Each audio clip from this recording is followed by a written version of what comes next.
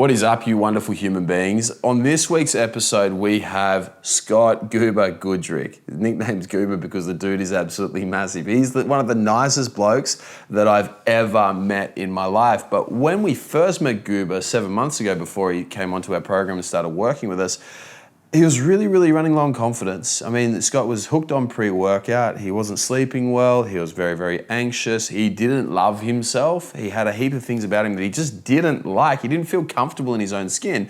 And over the course of 7 months, we've been able to make a massive U-turn to that and get him to a stage where he just feels fucking awesome every single day. And I told him, I was like, Scott, I gotta get you on the podcast because you're dominating, you're crushing it.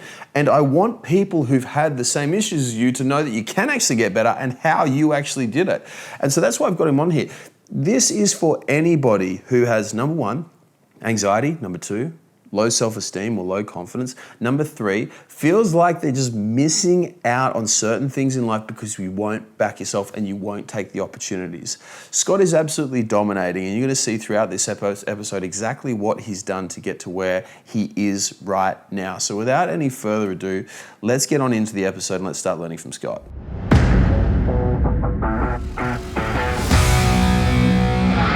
I'm pumped to have you on, dude. This is going to be cool.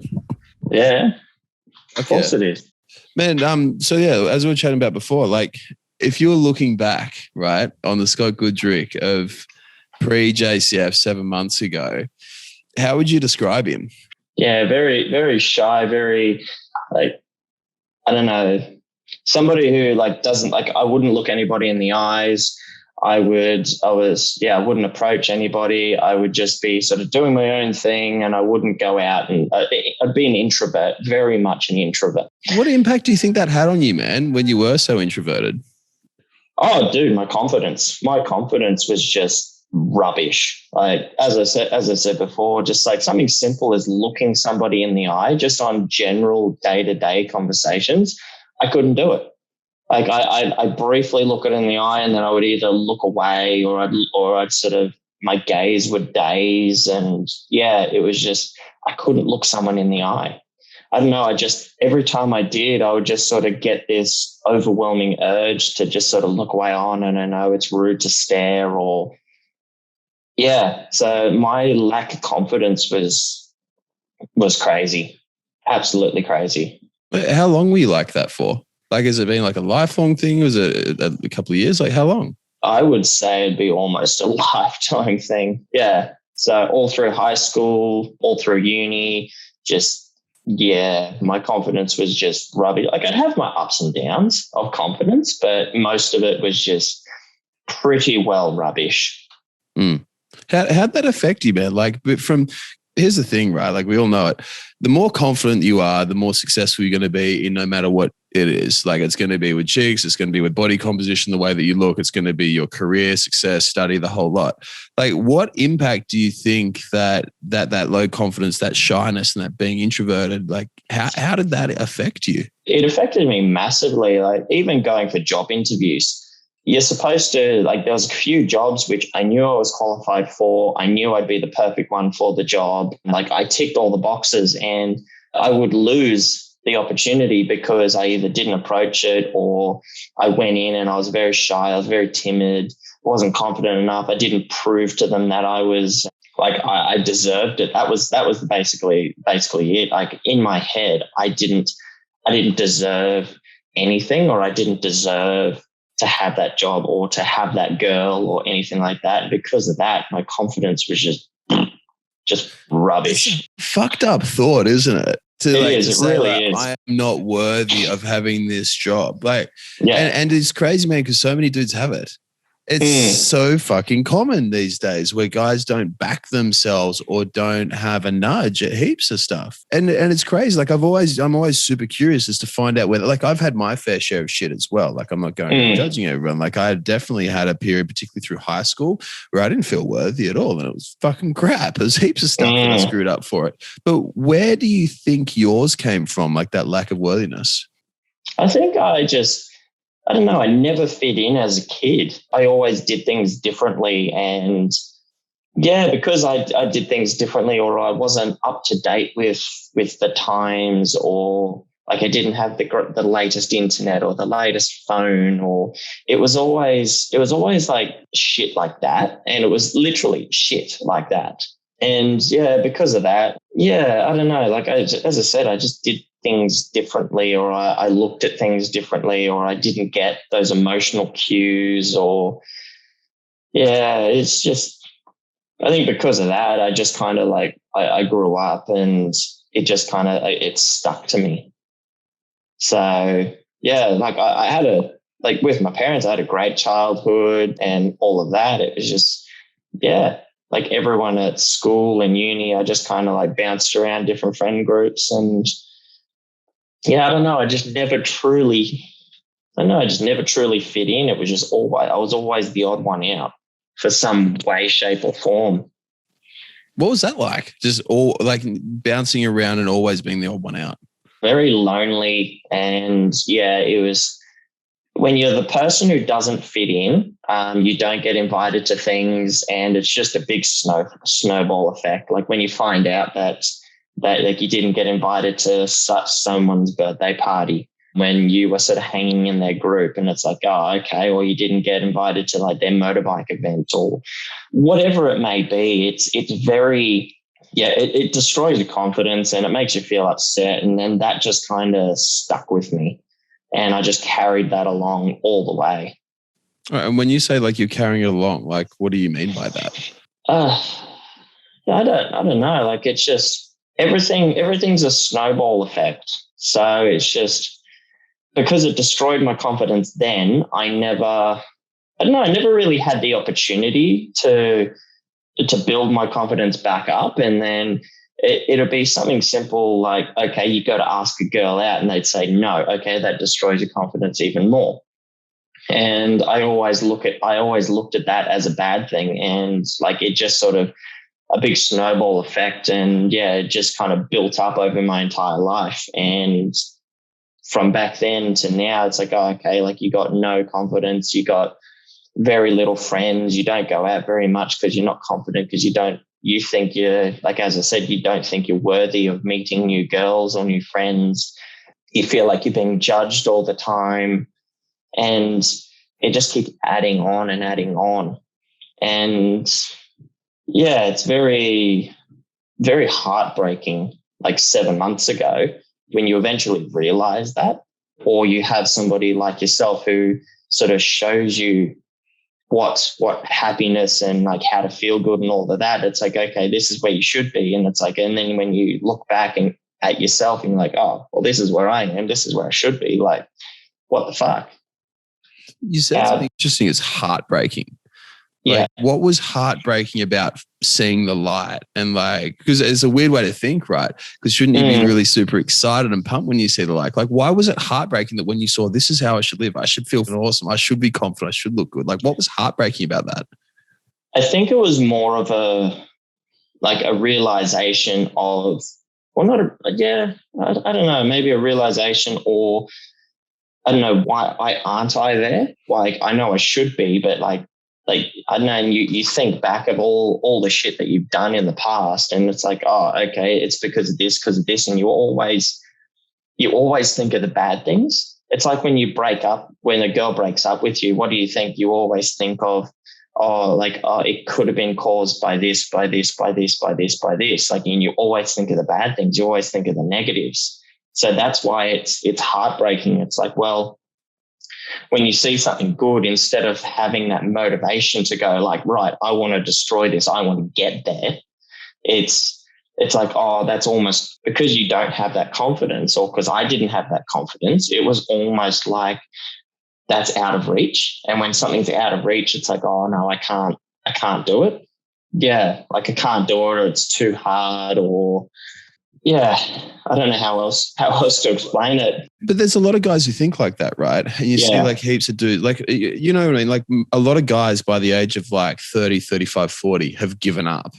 They've like just, said, oh, I'm not willing to actually do anything about it. I don't actually care that much. Bullshit. Like we all know they do, right? 'Cause nobody likes feeling like crap. But it actually makes sense when you say, I've fucked up so much. How can I actually achieve it? It's not within reach. And did you try anything? Like obviously, before working with us. Did you try anything? Oh, I can't count the amount of times that I've tried. I've bought so many online programs. I went to so many different gyms. I went to so many different PT trainers, and like I found a couple that kind of worked, but it wasn't quite right, or like I'd lose a ton of fat, but it wasn't sustainable, or like my biggest thing, which I'm now over, was I was having a stupid amount of fat burners, a stupid amount of pre-workout. I was borderline overdosing. I still remember my face when you told me how much you were having. To tell everyone, how many stims were you having back in the day? I was having like the high stim stuff, and it got to a point where I was going through almost a tub every week or two. So, but like at my my worst, which actually was only about a year before starting this, I had pre-work. I'd wake up, I had fat burner tablets. I would then during the day, like I'd have lunch and stuff, but I would also have, if I was really tired, I would have pre-workout just to wake up and fat burners together just to wake up. I would go to gym. I would then have another, like I'm talking 2 scoops each time I took it. Then I would have another 2 scoops before gym, do gym. And yeah, it was like I was chewing through it. I was chewing through it like it was going out of fashion, and it was insane. Absolutely insane. How'd you feel chewing that many stims? When I got the high end stuff, it was like nothing illegal. Cocaine. Let's not talk about those habits. No. I never touched that. But like, yeah, like when I got something new and high end, like it was to the point where like I'd get like the really strong stuff, and I'd have a scoop, and I'd almost take it back because I'm like, oh yeah, it's not working. And I'm like, well, it's probably not working because I was having so much of it that it was just frying me. And it did get to a point where it was literally just frying me. Mm. And the worst thing is that I couldn't stop. And the only reason I stopped was because I literally ran out of money. And that was the only reason I stopped.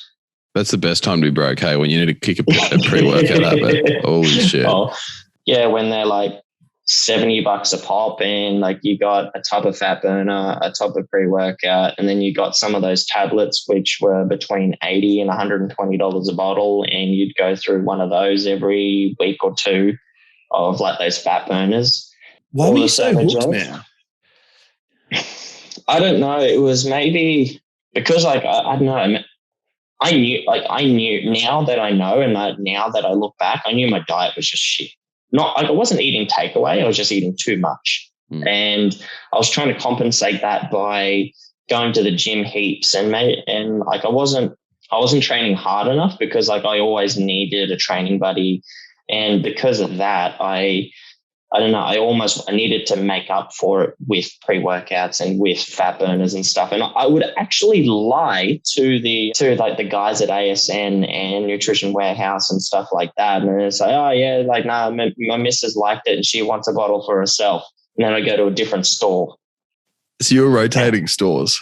I was rotating stores. Bro, you had a habit. Yeah. It was bad. It was really bad. But yeah, and then I don't know, like I kicked the habit. I was still having pre-workout, but like it wasn't. I kicked the fat burners because I knew they weren't working, but I was still trying to convince myself that they do work. But no, such bullshit, man. Like if there's one thing that you know how the Therapeutic Goods Administration, the TGA, right? They ban everything that's good for people, everything that works, everything that's beneficial. But yet they still let fucking fat burners and pre-workouts exist. And I know that's beyond their realm and their capabilities. I get it. But the thing is like, how much did that shit benefit you? It's like, not at all. How are they allowed to be called fat burners? Because they don't burn fat.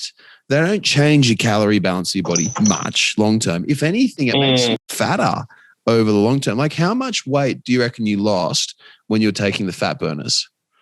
I don't know, mainly So because much that you can't remember. fuck, I wish. No, even when I was taking them, I never got below 18% body fat because once a month I got a body scan because I was going to Snap Fitness at the time.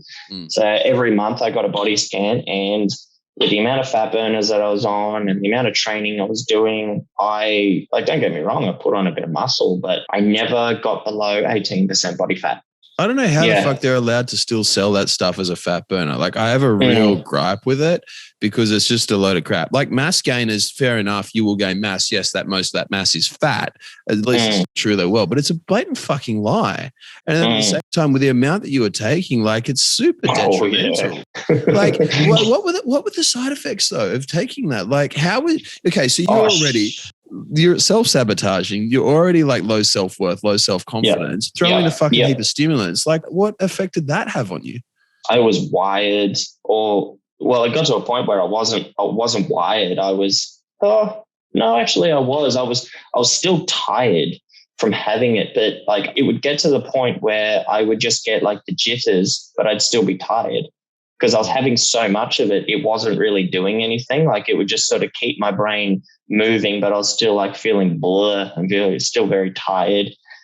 And like it affected my sleep.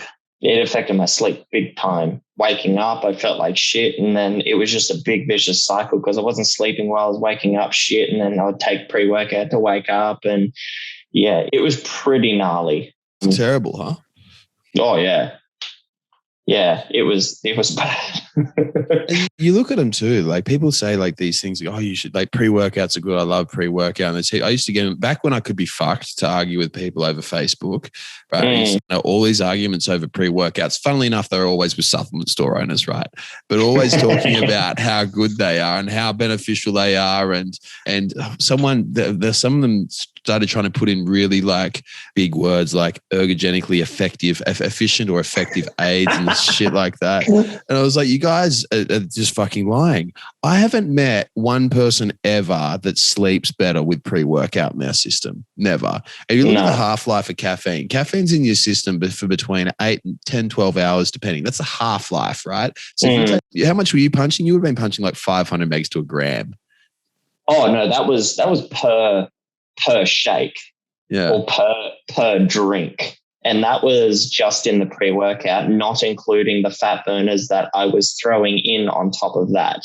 Like, it was like I do 1 scoop of pre-workout, 1 scoop of fat burner. This was like my concoction that I'd have. 1 scoop of fat burner, 1 scoop of pre-workout, 1 scoop of acetyl L-carnitine. And then I would throw in 2 of the thermogenic or fat-burning tablets into the mix. That's a fucking lie, isn't it? Thermogenic as well. Bullshit. Oh, don't get me wrong. Like, I'd sweat like crazy. Like, I'd be sweating more than what I would be if I jumped in the pool and just started walking. Like, I'd sweat like crazy, but that's literally it. That's it. Yeah. That's how they get you. It's the same with the test boosters, man. They put in these things that increase blood flow to your old fella and then say, oh yeah, you're cracking more hard. You got more testosterone. Huh? Oh yeah, dude. I even tried jumping on them as well. And like, don't get me wrong. Like I had like a spike where I was like, oh yeah, fuck, I felt good. But it was only for, I don't know, maybe a week, the first week of having them. And then it was just like straight down, like all downhill from there. It's crazy, man. The receptors catch up so quick. Like, what people forget is that, like, it's the law of diminishing returns. It's the more you take those supplements. So there's 2 things. One's called ligand, one's called receptor. So like the actual molecule has to bind. The molecule, it's called a ligand, has to bind to the receptor and then have its effect. What happens is the receptors become less sensitive. So you can punch all the caffeine that you want, but it's just not going to have the same effect. It's crazy. But so what was it that made you see the light, so to speak, and want to, come work with us? Like, what was the turning point for you where you're like, fuck it, I'm going to do something about this? Well, I was actually already at the point of like, I need to fix it. I fixed myself, but I wasn't. Well, what brought you to that point?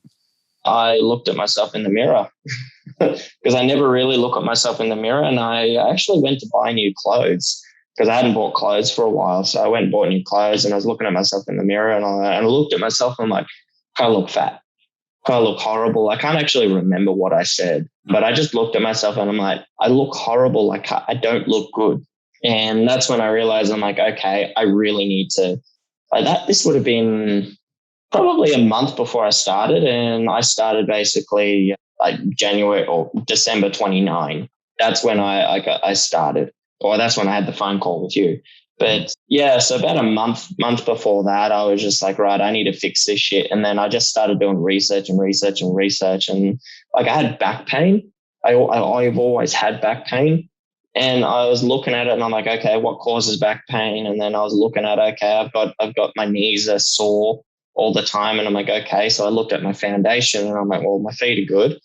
And it was my knees. And I was researching knees and I actually saw one of your videos about correcting your knees, doing that sort of squat hold.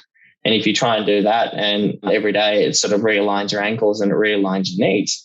And I was like, fuck yeah. So I clicked on that and then I just kind of like followed through. And then, yeah, I saw that you had all sorts of other stuff and I was having a chat to the missus about it. And then she looked at it and she goes, yeah, you should try it. And honestly, it was either do that or do her thing. And I was like, no, your thing looks better. What was her thing? It was, I honestly can't remember. It was some diet that she wanted and it looked way too difficult, way too painful and torturous. And I was just like, nah, I couldn't be fucked. And then like, that was my mentality then. And then I had a conversation with you and I was just like, fuck, I'm clicking with you on every single level. And before the initial conversation, I had in my head, I'm just like, right, this is just going to be another conversation. It's just going to be the same boring shit, the same boring lecture, because I had quite a few guys. And I dead set thought that you were going to be the same as quickly, like what you had a few like the same lectures. Can you tell us like what did you have? Like what was that like? The same, like all the same lectures and the same shit. What do they do in those lectures? I'm genuinely curious because obviously I don't go by many people's programs, so I'd love to understand like what people actually do. Well, it's basically it's just a big promotional thing that everybody does, and it's just like, oh yeah, come join us. We'll give you a great program, or this is what you're not doing, and this is what you should be doing, and yeah, it's like I now look at these other programs and I'm like, well, I don't know, they're missing, like they're missing something, and it's literally just the same thing, just different diet and different plan. Same thing, different diet, different plan. Oh yeah, ours works, theirs doesn't. And I dead set thought that yours was going to be the same. Like, oh yeah, it's just like, oh yeah, that's not going to work because you didn't do my program. My program's special because of such and such reason. Or oh yeah, you're eating the wrong food, so you need to do this. And it's like, hold on, it's the same. It's literally the same shit, just different diet, different plan, different diet, different training, different diet, different training. And it's literally the same shit. What was different about what we do and our conversation? Well, for starters, you didn't talk about you. That's how we started. You didn't talk about you. The first thing you asked is, what made you want to have this conversation? That was your first question. And it actually shocked me because I'm like, oh, because I used to get to talk about you on a conversation about you. Yeah, I know. Weird, right? No, I actually had a plan in my head because, as I said, I assumed that you were going to be the same as everyone else. And I had this plan in my head. I'm like, right, okay, I'm going to listen to him talk about himself and promote himself and yada, yada, yada. Why he's the better than everyone else. And then I was like, okay, cool. And I was going to give you a basic spiel of why I'm not doing well. And then you're going to give me a sales speech. And I was like, oh yeah, cool. And then I'll say, I'll think about it. And then I was going to hang up. And that's the plan I had in my head before I started. And then you threw me off by asking, why did you want to have this call? I was like, fuck. That's not what I had planned. And then I don't know, I think I gave you a surface answer and you asked why, like, why, how does that make you feel? Or why did you say that? And the more you asked it, you didn't ask it in like a pushy way. You asked it because you were genuinely curious. And you just kept asking sort of why or why did you feel this way or why did you do that? And it just sort of made me think. And I think you didn't say much until like the last 5 minutes of our conversation. And yeah. Crazy is that, man? Because like in a conversation between, and this is why this industry, in fact, most industries are so fucked, because someone who's a trainer thinks I've got to go and tell Scott exactly what he needs to do.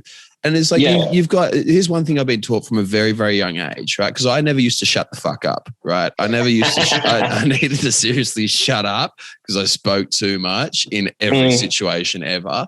But you got 2 ears, you got 1 mouth for a reason. So shut up and listen. And it's crazy that when you're going and you're reaching out for help, you're looking for help and you're looking for guidance, and people are just bombarding you with shit over and over and over. Because in the end of the day, like, you're coming to me for help. But if it's not helping, if I just go and shovel my shit down your throat and say, fucking choke on that, Scott, good luck. Yeah. And it's crazy that people still think that's coaching. Coaching isn't about going in. I mean, even with Liam, right? I mean, he's not there to go and say, Scott, you need to do this. You know, he's a fucking legend. That's Liam, our mentors, by the way, guys. One of our mentors. He's good, huh? Really? Dude, he's awesome.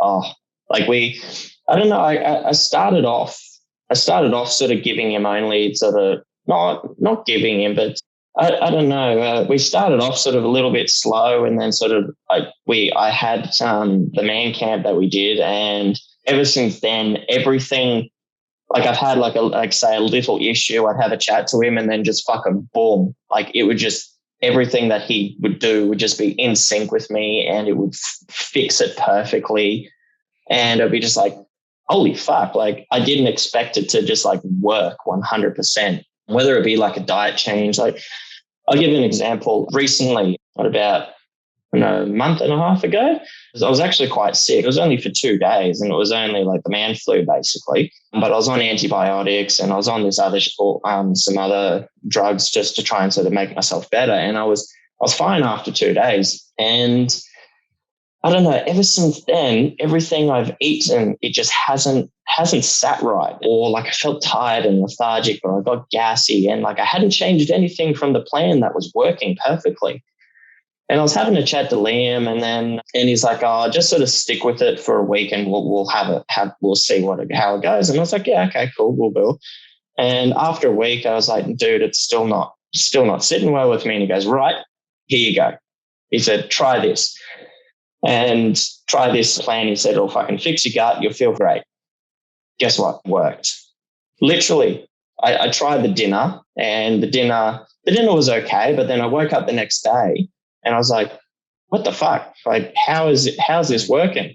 Yeah, it's just like, boom, there we go. What do you think it was? Because you're a totally different person now to what you were. Like, we described who you were before, and you told us all about that. But like right now, and I'll describe you from my end.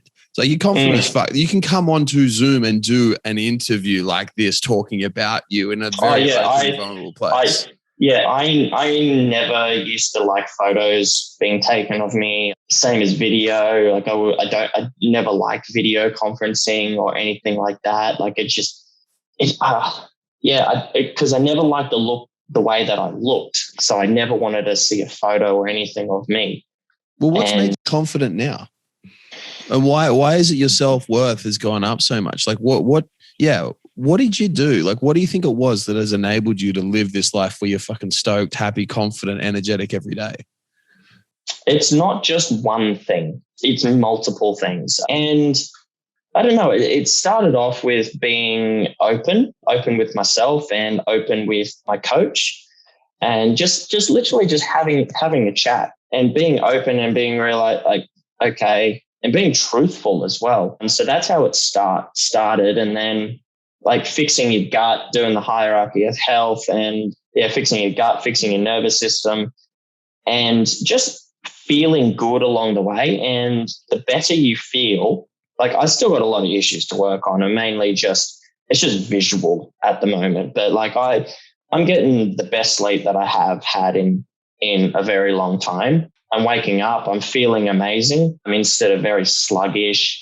So that just in those two alone, like you feel a lot better. And because you feel better, your day continues better. And doing the man camps, as we mentioned before, like doing the meditation, and I don't know, just like the self-realization of like, I will be better, I can be better. I don't know. It's just the man weekends. Like for those of you, for everyone who's listening as well, they're good. So we run these things called man weekends or man camps. They're pretty much a weekend which is designed to get blokes like Scott to perform. Goober's a nickname. I'm gonna have to tell everyone it's Goober. It allows guys like Goober to go through and crush and dominate. And we run these things, and it's like an intense weekend of just men becoming fucking men, like absolutely dominating. Like for you, man, like on that man weekend over the first 2 days, or even both, talk about whatever you like. Like, how did that change you? See, I didn't actually expect much of the man weekend, the first one anyway.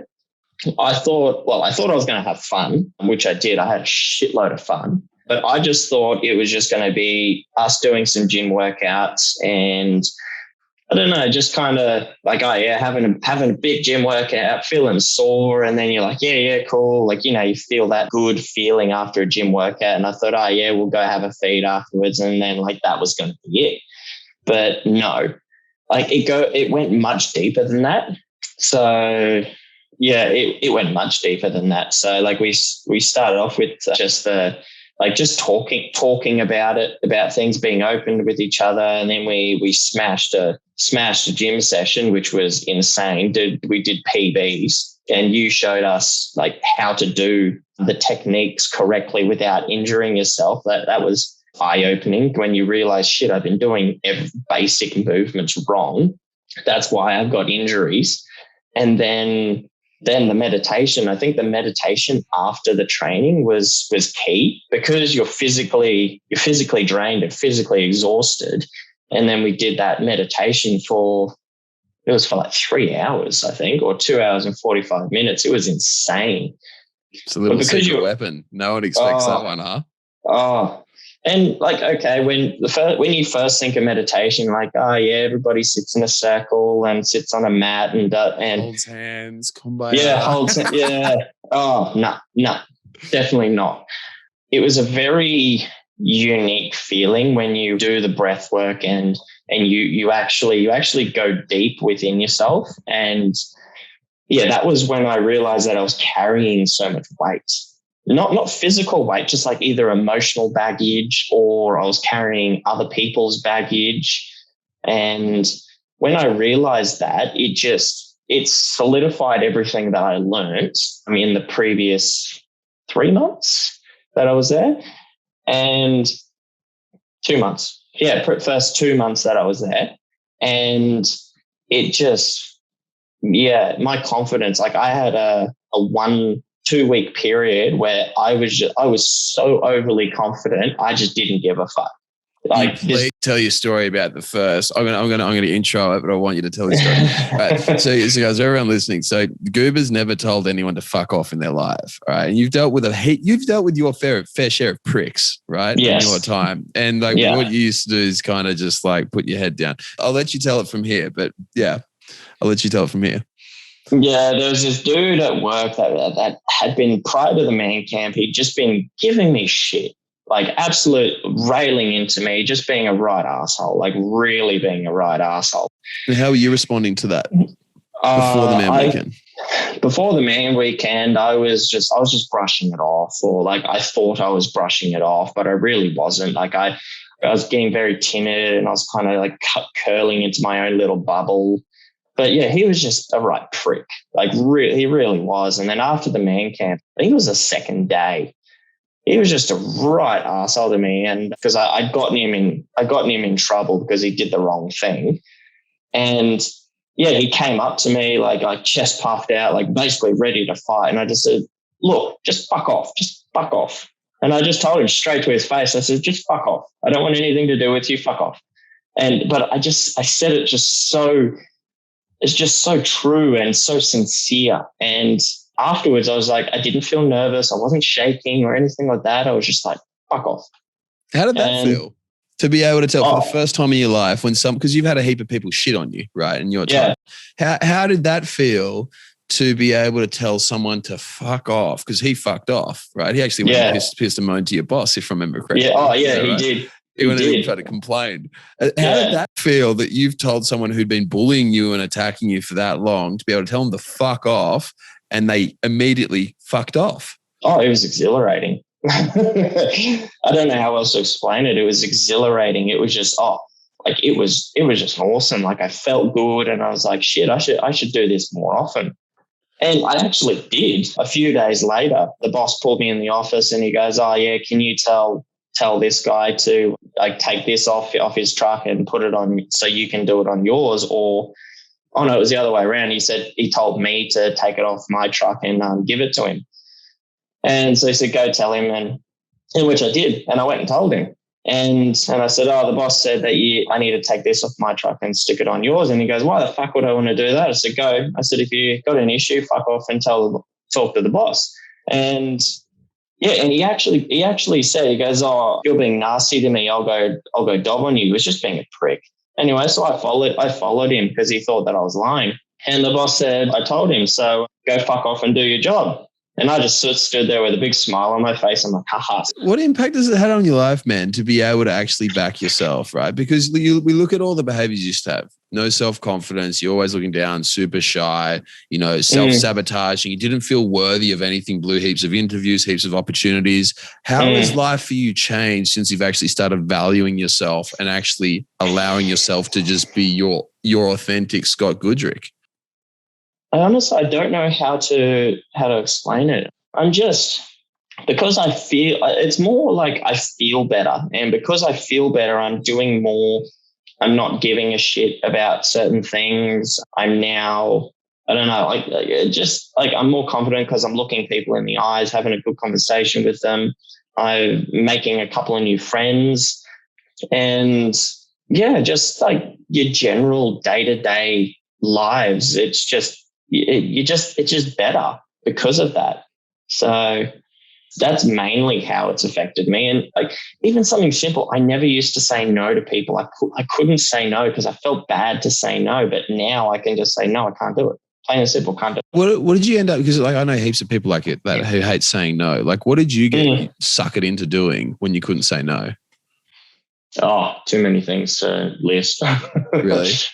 Yeah. My favorites when I say I got a couple of mates who can't say no, and they always get asked to move house. Always for people. Yeah. He's not a friend anymore, but I did have a guy who always used to ring and always ask for help, and he never used to pay or he never used to sort of give anything in return, or whenever you asked for a favor, it would be like, oh no, I'm busy. And it got to a point where he asked me to design something for him on the computer, and because I had a 3D printer at the time, and he goes, oh, can you 3D print me this stuff? And I said, yeah, sure. I said, I'll just charge you cost price. And I said, he wanted a ton of stuff done, and it was going to cost like $30. And I said, look, just give me $30. And he had all these super cheap vouchers and all these JB Hi-Fi vouchers and stuff. And he goes, oh, I'll give you like $100 in these vouchers. I said, no, I don't want them. I want $30 cash. And he just refused to give me $30 cash. He tried to palm off $400 worth of JB Hi-Fi super cheap auto and Repco vouchers. And I'm like, no. I said, I just want $30 cash. And he refused to do it. And I was like, okay, cool. You were a friend, but fuck off. Yeah. Weird, huh? People do weird shit, but we get taken advantage of all the time. Like, how many years do you think you were getting taken advantage of? Oh, dude, almost my entire life. Like, really. And even like, oh, can you drive me here? Can you drive me there? Can I borrow your ute? Can I do this? Can you help me lift this? Can you help me move this? It's like, oh, everything. So there's plenty of people out there, man, who think, right, that that's their nature. They say, oh, I'm just like not a person who says no. Oh, I'm just super helpful all the time. That's just not me. I never change. Like, what would you say to somebody like that who has that issue of always being taken advantage of? If you feel saying no will take that kindness away, it's not true. Because that's what I thought. I thought if I said no, it would mean I'm not kind anymore. I'm not thoughtful. I'm not that sort of loving person or that giving person. And it's not true. Like I still, if it's convenient for me, and not really if it benefits me, but if it's convenient for me and I'm happy to do it, I will go and help people and I will say yes. But if it doesn't convenient me and I know you're going to use me, and there was quite a few times before where I knew that I was being used, but I still couldn't say no. It's crazy. I think everyone gets that, man. I think everyone because I used to hate saying no as well. I think everyone gets that, where we call it nice guy syndrome, right? Yeah. Where you always just have to. Have you read Mr. Nice Guy yet? No more Mr. Nice Guy? No, I haven't actually. Great book, man. We'll get you onto it. It's a brilliant book. Everyone should read it. It's No More Mr. Nice Guy by a guy called Robert Glover. Every man, every woman as well should read it. But it's like when we can't set up those barriers, we end up doing all these things which are like out of congruence with us. We don't actually look after ourselves. And we don't take care of ourselves. We gradually begin building up grudges and being unhappy, and all this shit and toxic feelings and negativity starts building up. You know what I mean? It's fucking crazy. But so in terms of from you, man, like you've done a full 180. You've gone from being at a stage where you got no confidence, no self-worth, and you've had like poor body image, like the way that you looked, you weren't happy with all these things. And you're now at a stage where, like, let's be honest, like you're dominating, man. Like it's cool. Like every single time, like I see you, you're better. Every time we talk, you're better. You're more confident. Actually, you know, the coolest thing is that from my opinion, from where I see it, and from my conversations with Liam as well, is like you're just your authentic you. You're just you. Yes. Yes. You all the time. There's no bullshit. There's no like hiding behind anything. There's no mask. Like you just you and I think that is it. There's no hiding. There's no hiding behind a wall or a barrier or a defense. It's just like, okay, now I can say it as it is without hurting anyone's feelings because like I don't give a fuck anymore. Yeah. How liberating is that though? Yeah. Or like I've got a selective I don't give a fuck now, instead of like, oh no, I can't hurt anyone's feelings, or oh no, they're judging me. So no, I don't give a fuck now. Well, so okay, let's say that there's someone who's in your position where you were 7 months ago, right? So low self-confidence, do self-sabotaging things, don't feel worthy, missing out on a heap of shit, constantly getting pushed around, and just don't feel like they're living like their best fucking life as who they are right now in their own skin. Because we should all love ourselves in our own skin, right? Like, what would you tell them to do? Like, where would you tell them to start looking? What information, what help, what support would you advise them from your experience? What should they start to do if they want to get the same results and feel the way that you do now? Oh, book in with you. 100%. 100%. Oh, yeah, because like as I said earlier, like my first conversation with you, like I had all these expectations in my head of what you were going to be. And I'm not going to lie, some of the videos that are some of your older videos that I saw, they were very promotional videos and they were helpful. But I was like, oh yeah, he's just going to be one of those other guys. He's going to be the same. Yes. Okay. He's actually given me some help for free, which is quite unusual, but like, hey, he's probably going to be the same. But yeah, as I said, like the first question you asked, it threw me off. It really did throw me off. So definitely have that conversation. And yeah, you'll find that it is actually worth doing. Yeah, especially like because you've got so many coaches and you actually depend, like you find out what type of person that someone is. Like me, like you figured out who I was and you thought, well, Liam's going to be the best coach for you.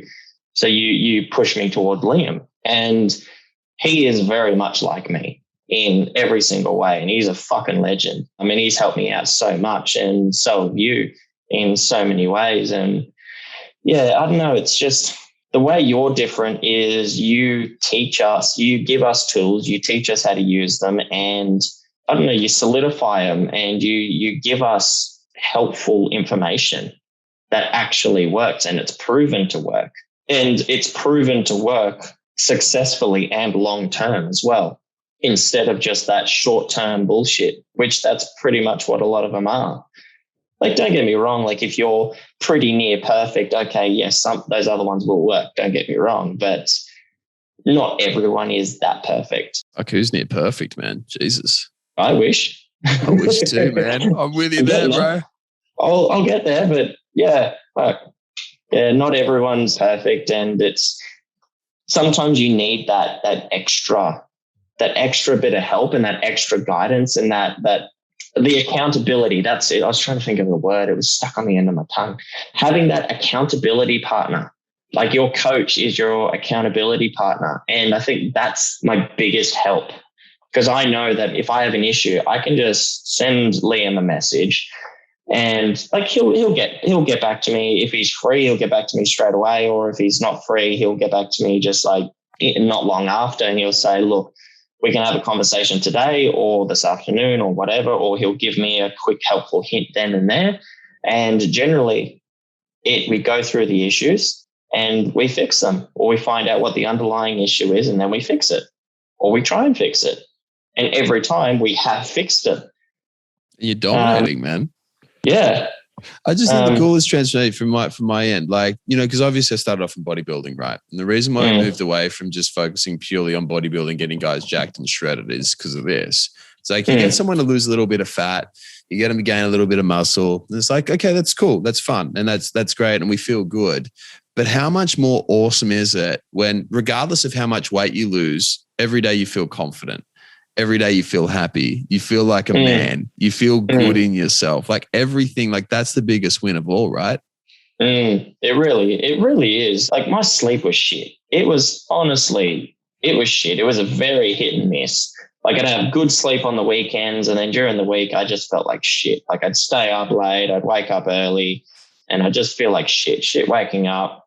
And yeah, it really was horrible. And when you feel tired and lethargic, or brain foggy, and you eat food. And when you eat food and you get tired again, it's just a big vicious cycle. Like I was getting, and the cravings, holy shit, the cravings were terrible.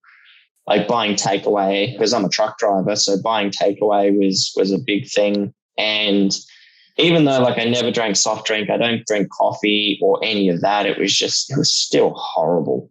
And now that I've fixed my gut, my gut I feel great because of that. I'm now not as anxious as what I used to be. Because my anxiety is not skyrocketing, my confidence now is. So as my anxiety's dropped, my confidence has fucking jumped up tenfold compared to what it was. What's next for you, man?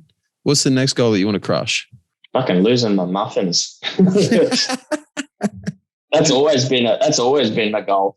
But no, like the first part of your training, I don't know, training's not the word to use. The coaching, the first part of the coaching, it's not really about losing the fat or gaining the muscle. Like it is a little bit, but it's mainly getting your body right. And then once you get your body right, okay, cool. Now we'll fine tune it. And once we fine tune it, that's when we start focusing on other things.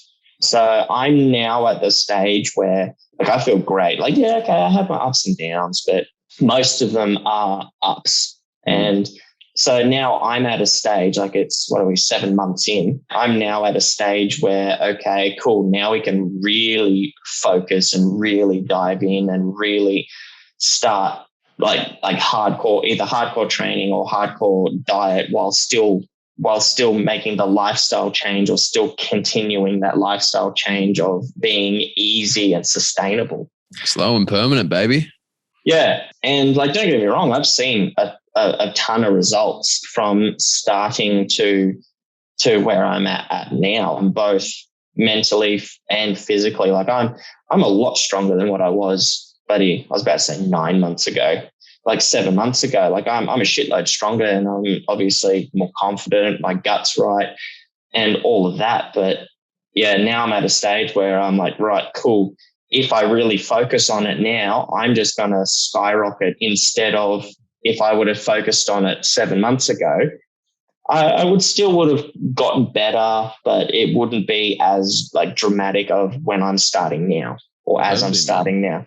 Let's do round 2 of this in 6 months. How's that sound when you're shredded? Fuck yeah. Done. I hope. You will be, man. You will be. Not our first rodeo. But no, man, like you got everything that's going to make it happen. But dude, one thing I want to say is like, thank you so much for coming on here. It's an issue that a lot of dudes have. I used to have it. No one talks about it at all, which is crazy, right? Because it's so common. But thank you very much for actually coming on and actually sharing with us and chatting with us and showing people that you can actually do it. Like, here is the light. Like, this is the life that you can actually live. You don't have to feel like crap. And I just want to say a massive thank you, dude. Like, I appreciate the hell out of you. Love you, dude. Like, thank you very much for coming on. Oh, I love you too, man. The one thing I did forget to mention is at the end of our first conversation, I don't know if you remember it, I actually said this to you. I said, fuck it. What's the worst that can happen? That was one of the last things I said to you before I signed up. I said, fuck it, what's the worst thing that can happen? Because I've tried everything else out. The worst thing that can happen is I'm going to lose money. And that was the wrong mentality to start off with. But like, that's where I was at. I was at a low point where I was just like, nah, fuck it. I'm this low. Like, anything will be good to improve me. So, and like, I did improve massively. Yeah. I think it was the first 2 weeks, 2 to 3 weeks. I was just like, I feel good already. That was only 3 weeks in. Like, I've never felt this good 3 weeks into a program. That's what I want to hear, man. Yeah. So, yeah, no, definitely, it's definitely worth doing. And those man camps, if you get the opportunity, fucking go to them, because they solidify everything that you've learned. You meet great people. You meet tons of people that are the exact same as you, and they help push you all the way, and they help push you further. And just everyone is in the same boat, and everyone's pushing each other to get better. I'll put up a link then on this one for the man weekend, so that everyone can find out what it's about. We'll get your testimonial on there too. Oh, dude, it is. Yeah. Everyone has to go. It's an experience. Even if you only just go one of them, it's just an experience. It really is. So, yeah. It makes me really happy, man. Like, because we put a lot of effort into everything we do, like with the coaching and mentoring side, and also in the man weekends. Like, a fucking lot of thought goes into that stuff. And it's really, like, from my end, super fulfilling to be able to see the changes that it actually elicits in you, and the change that it's had in you. And I want to say thank you as well, man, because you actually follow the plan. You know, we get a lot of guys come through 99% too. Well, you've got the results, man, and you've done enough for that. And I just like, yeah, I really appreciate that too. From us, like, seeing you crush it, like, that's my happiness, bro. That's what does it for us. So thank you. Yeah, like, not gonna lie, the start of it, I followed it most of the way, but I didn't follow it 100%. And I don't know whether it was that just because it didn't quite work out or whatever, or just because I was lazy or I wasn't confident in it or whatever. But as soon as I started seeing the results, I was just like, fuck, I got to keep going. I started seeing results 2 weeks in, and then 3 weeks in, I felt fucking great. But yeah, 2 weeks in, I was just like, fuck, I got to smash this. I got to go flat out. And which I did. Well, I tried to. I tried to go most of the time 100%. And that's the way, dude. Like, in the end of the day, if you go 100%, it's like 80% or 85%, 100% of the time. That's better than 100%, 10% of the time, right? Yes. Like, granted, you'll have your ups and downs, but that's where your coach is there. And you just, like, I've had my ups and downs. I definitely have. And that's where I messaged the coach, and then he's helped guide me back on track. Okay. And now we're going to get you shredded. Fuck yeah. That's my next step. Man, thank you very much for coming on. It's been an absolute pleasure, and I'm really pumped to get your story out. So thank you. You're welcome. Anytime. We'll speak soon, brother. Yeah.